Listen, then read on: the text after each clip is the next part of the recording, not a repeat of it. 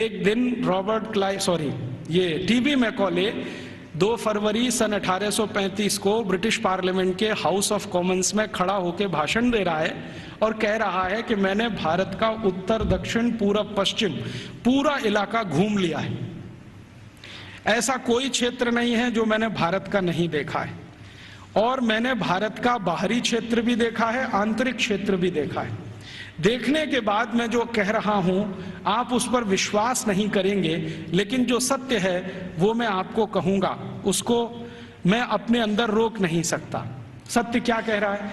वो कह रहा है कि संपूर्ण भारत को उत्तर दक्षिण पूरब पश्चिम में घूम लेने के बाद उसने अंग्रेजी का एक मुहावरा इस्तेमाल किया है, I had travelled length and breadth. Length and breadth माने सब भारत मैंने देख लिया, मैंने पूरा भारत देख लिया। और उसके बाद मैं ये कहता हूं कि भारत देश में आज तक कहीं भी भिखारी देखने को नहीं मिला, कोई बेरोजगार आदमी देखने को नहीं मिला, गांव के किसी कोने में किसी स्थान पर बैठा हुआ कोई ऐसा व्यक्ति ना मिला जो किसी पर पराश्रित हो। आज तक मैंने किसी ऐसे व्यक्ति को भारत में नहीं पाया जो अपना जीवन चलाने के लिए दूसरों के आगे हाथ फैलाता हो। और ये ज्यादा पुरानी बात नहीं है, 1835 में वो बोल रहा है। आज से लगभग आप कल्पना करें तो 170 साल पहले बोल रहा है। तो 170 साल पहले इस देश में कोई भिखारी नहीं था। जरा ध्यान से सुनिए इस बात को, कोई भिखारी नहीं, कोई बेरोजगार नहीं।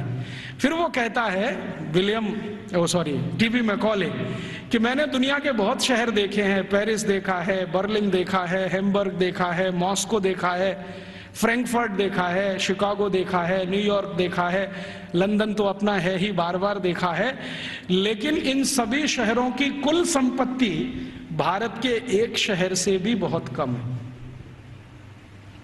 तो उसको पूछा गया प्रश्न कि बताओ वो कौन सा शहर है?